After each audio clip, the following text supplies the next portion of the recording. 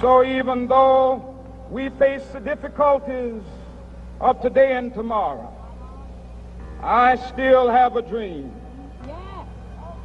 It is a dream deeply rooted in the American dream.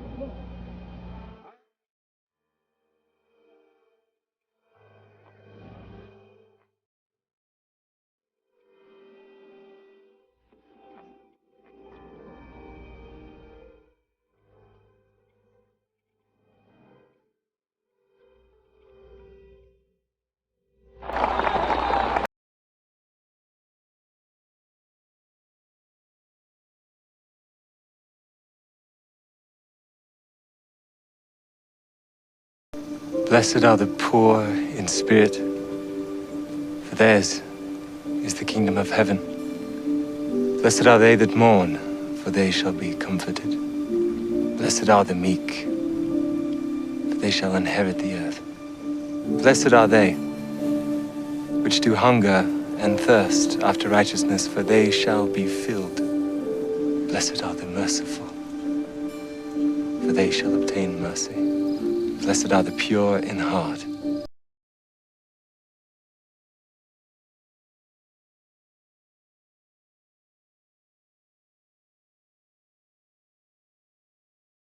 La défaite française a été causée par la force mécanique, aérienne et terrestre de l'ennemi.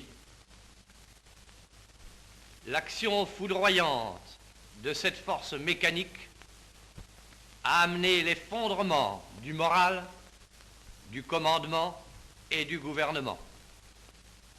Devant cet effondrement, deux voies s'ouvrent, de l'abandon et du désespoir. Elles menaient à la capitulation. C'est celle qu'a choisie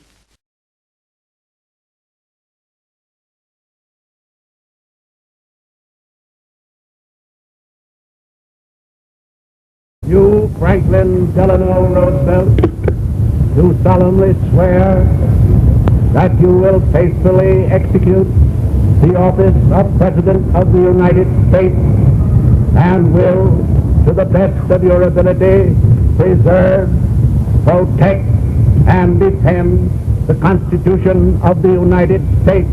So help you God. I, Franklin Delano Roosevelt, do solemnly swear that I will faithfully execute the office of President of the United States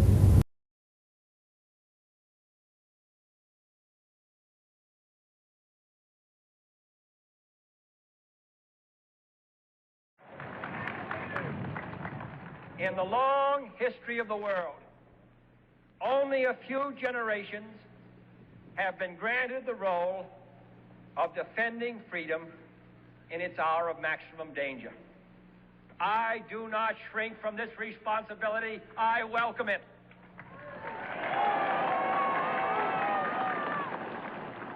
I do not believe that any of us would exchange places with any other people or any other generation. The energy, the faith, the devotion which we bring to this endeavor will light our country and all who serve it. And the glow from that fire can truly light the world. And so, my fellow Americans, ask not what your country can do for you. Ask what you can do for your country.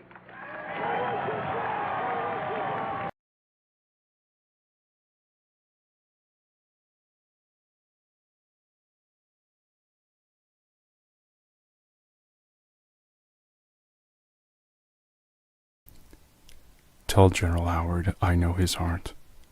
What he told me before, I have it in my heart. I am tired of fighting. Our chiefs are killed. Looking Glass is dead. Tahul Shoot is dead. The old men are all dead. It is the young who say yes or no. He who led on the young men is dead.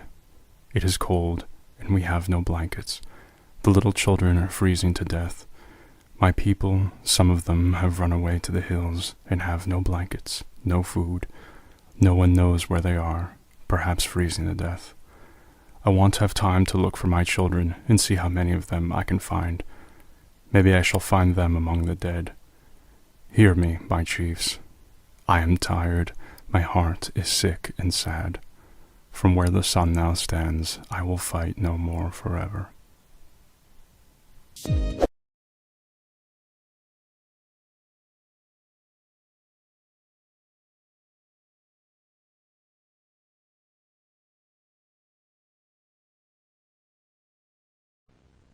There is an indefinable, mysterious power that pervades everything.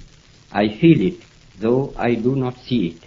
It is this unseen power which makes itself felt and yet defies all proof, because it is so unlike all that I perceive through my senses. It transcends the senses, but it is possible to reason out the existence of God to a limited extent. Even in ordinary affairs, we know that people do not know who rules or why and how he rules. And yet they know that there is a power that certainly rules. In my tour last year in Mysore, I met many poor villagers, and I found upon inquiry that they did not know who ruled Mysore. They simply said, some god ruled it. If the knowledge of these poor people was so limited about their ruler, I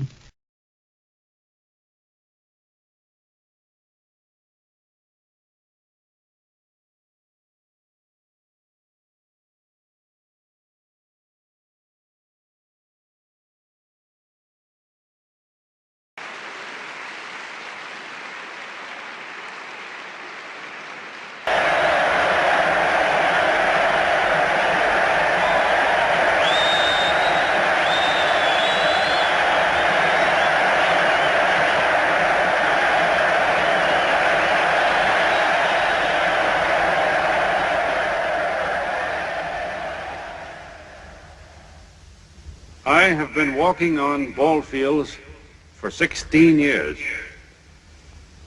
and I've never received anything but kindness and encouragement from you fans. I have had the great honor to have played with these great veteran ball players on my left, Murderers Row, our championship team of 1927,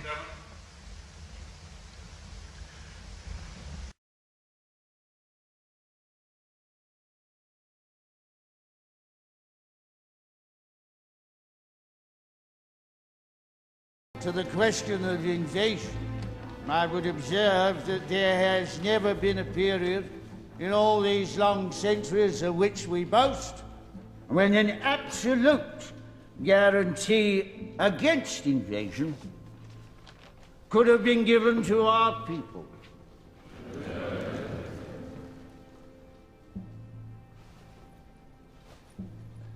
But I have myself full confidence that if all do their duty, if nothing is neglected, and the best arrangements are made, as they are being made, we shall prove ourselves once more able to defend our island home, to ride out the storm of war, and to outlive the menace of tyranny, if necessary, for years, if necessary, alone. At any rate, that is what we are going to try to do. That is the resolve of His Majesty's government, every man of them. To your right a bit more, please. That is the will of Parliament and the nation. The British Empire and the French Republic, linked together in their cause and in their need, will defend to the death their native soil, aiding each other like good comrades to the utmost of their strength. Even though large tracts of Europe and many old and famous states have fallen or may fall into the grip of the Gestapo and all the odious apparatus of the Nazi rule, we shall not flag or fail. We shall go on to the end.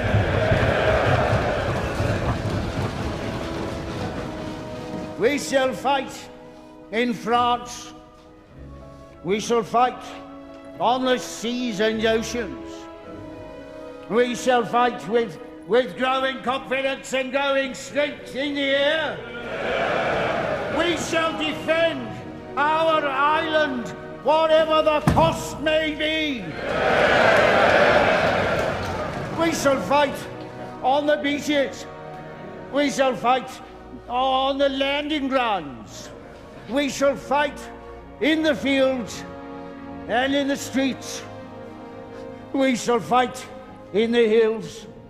We shall never surrender!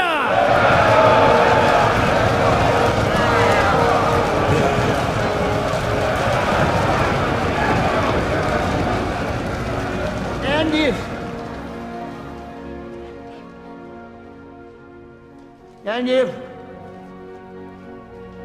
which I do not for a moment believe, this island or large part of it were subjugated and starving, then our empire, beyond the seas, armed and guarded by the British fleet, would carry on the struggle until in God's good time, the new world, with all its power and might, steps forth to the rescue and the liberation of the old.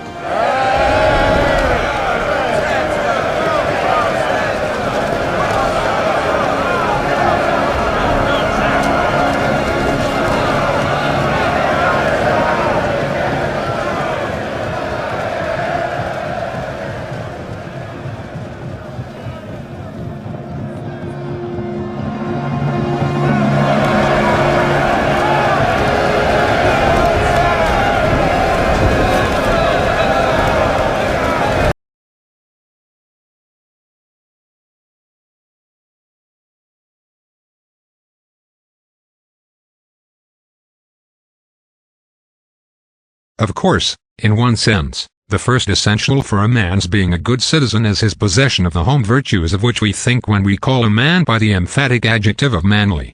No man can be a good citizen who is not a good husband and a good father, who is not honest in his dealings with other men and women, faithful to his friends and fearless in the presence of his foes, who has not got a sound heart, a sound mind, and a sound body. Exactly as no amount of attention to civil duties will save a nation if the domestic life is undermined, or there is lack of the rude military virtues which alone can assure a country its position in the world.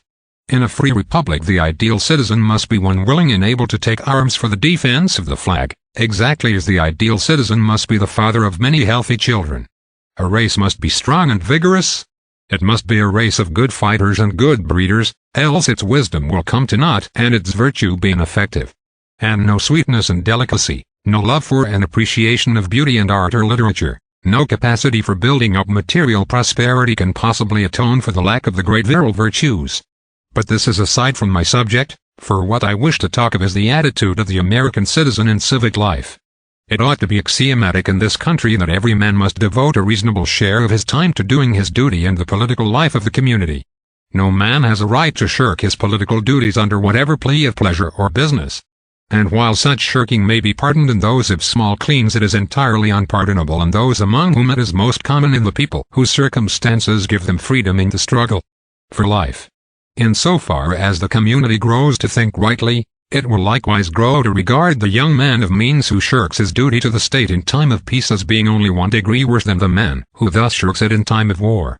A great many of our men in business, or of our young men who are bent on enjoying life as they have a perfect right to do if only they do not sacrifice other things to enjoyment,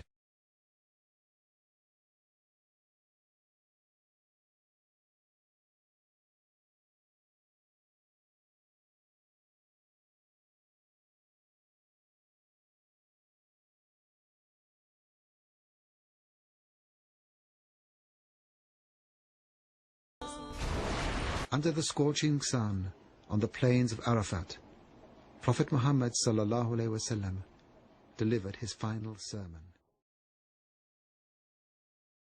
O people, listen to my words carefully, for I know not whether after this year I shall ever meet you again at this place. O people, your lives and your property are sacrosanct until you meet your Lord, as are this holy place, this holy day, and this holy month. Remember that you will indeed meet your Lord and answer for your deeds, so beware. Whoever of you is holding a trust, let him return it to its rightful owner. All usury is abolished. Your capital, however, is yours to keep. Wrong not, and you shall not be wronged. All bloodshed from the pagan age of ignorance is to be left unavenged. O people, the devil has lost all hope of ever being worshipped in this land of yours. Nevertheless, he will try to mislead you in smaller matters. Beware of him, therefore, for the safety of your religion. Time has turned, and it is as it was the day that God created the heavens and the earth. The number of months is 12. 4 of them are holy, in which war and fighting are forbidden. O man, you have your rights over your wives, and they have rights over you. It is your right that they do not fraternize with anyone of whom you do not approve. But if they do, Allah has permitted you to isolate them within their homes and chastise them without cruelty. But if they abide by your rights, then they have the right to be fed and clothed in kindness. Do treat your women well, and be kind to them, for they are your partners and committed helpers. You have taken them only as a trust from Allah, and you have their enjoyment only by His permission. So listen to me in earnest, O people, and reason well. I leave behind me 2 things, the Quran and my example. If you follow them, you will not go astray. O people, listen to my words. Know that every Muslim is a brother to every Muslim, and that all Muslims constitute one brotherhood. It is only lawful to take from a brother what he gives you willingly, so wrong not yourselves. The Prophet ﷺ then faced the heavens and said, Be my witness, O Allah, that I have conveyed your message to your people. It was then that some of the final words of the Quran were revealed.